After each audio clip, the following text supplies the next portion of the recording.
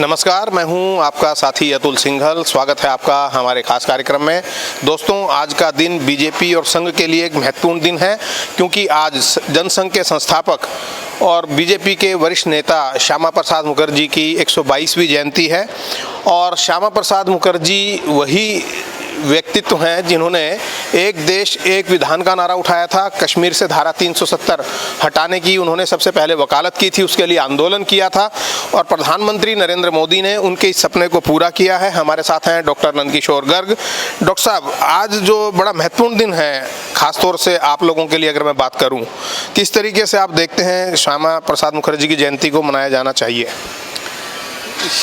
श्यामा प्रसाद मुखर्जी, जिनको श्यामा बाबू बोलते थे बंगाल के लोग, मूलतः उनके पिता ने उनको तैयार किया था एक वैज्ञानिक टेम्परामेंट का। अच्छे एडवोकेट भी बने और शिक्षाविद बने। आपको मालूम ही होगा कि सर आशुतोष मुखर्जी स्वयं कलकत्ता हाई कोर्ट के जज रहे और बंगाल की जो सबसे पहली यूनिवर्सिटी है कलकत्ता यूनिवर्सिटी, उसके वो वाइस चांसलर थे।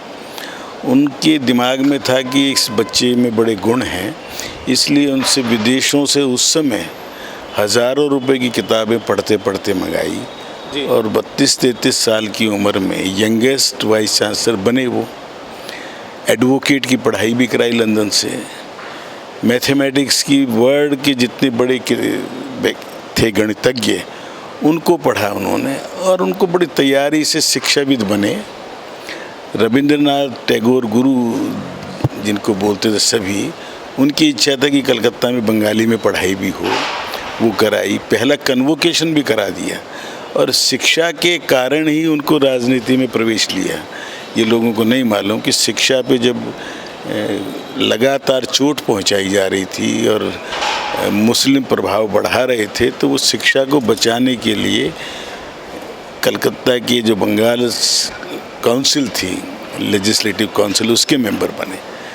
कांग्रेस की उससे बने, परंतु जब कांग्रेस की नीतियां उन्हें पसंद नहीं आई तो फिर से रिजाइन किया और दोबारा चुनाव लड़के इंडिया। नेहरू जी बड़ा सम्मान करते थे, हमने सुना उनका सम्मान नेहरू जी से ज़्यादा मैं समझता हूँ गांधी जी ने भी किया जी। नेहरू जी ने तो शायद नहीं किया, क्योंकि गांधी जी के आग्रह पर स्वतंत्र भारत की जो इंटरिम गवर्नमेंट बनी, उसमें भी 3 लोग लिए गए थे। उसमें doctor Shyama Prasad Mukherjee, doctor B.R. Ambedkar और तीसरे एक वित्त मंत्री बने थे तमिलनाडु से जी। इनको क्यों लिया? वो चाहते थे कि देश आज़ाद हो गया तो ये सबका देश है, सब ने प्रयास किए हैं। देश की आज़ादी के लिए कांग्रेस ने अगुवाई की, परंतु अनेक लोगों ने शहादतें दी हैं, बलिदान दिए हैं। शहीद भगत सिंह, नेताजी सुभाष चंद्र बोस, उन सबका प्रतिनिधित्व इस सरकार में हो, तो नेहरू जी को आग्रह करके उन्होंने इनको शामिल कराया। और बहुत इम्पोर्टेंट पोर्टफोलियो मैं समझता, आपूर्ति मंत्रालय, उद्योग मंत्रालय, जिसमें से 14 मंत्रालय हैं।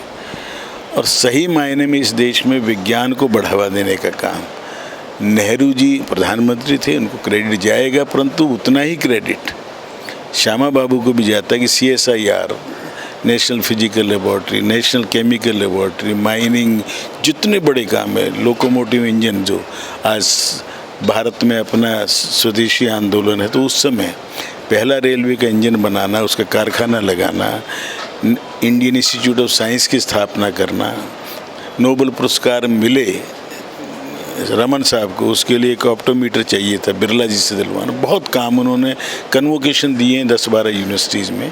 शिक्षा पे उनके काम की वैल्यूएशन उतनी नहीं हुई। बिल्कुल ठीक है, लेकिन जिस प्रकार से आपने कहा कि उनको श्रेय जाता है, लेकिन जब से बीजेपी की सरकार आई है तब से उनको थोड़ा सा याद किया जाने लगा या श्रेय दिया जाने लगा।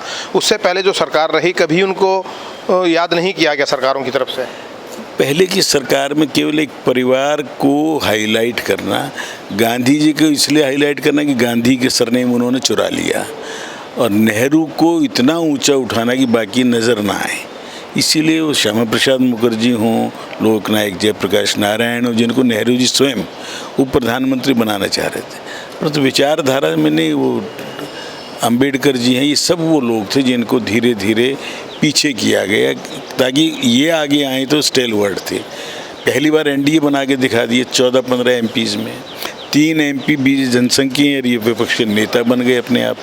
कितना बड़ा कार्य करके दिखाया इन्होंने। और इससे बड़े कार्य का जो मैंने अभी जिक्र किया था, धारा 370, जो अब जो है नरेंद्र मोदी जी ने उस कार्य को किया है, तो उस बारे में क्या कहेंगे आप?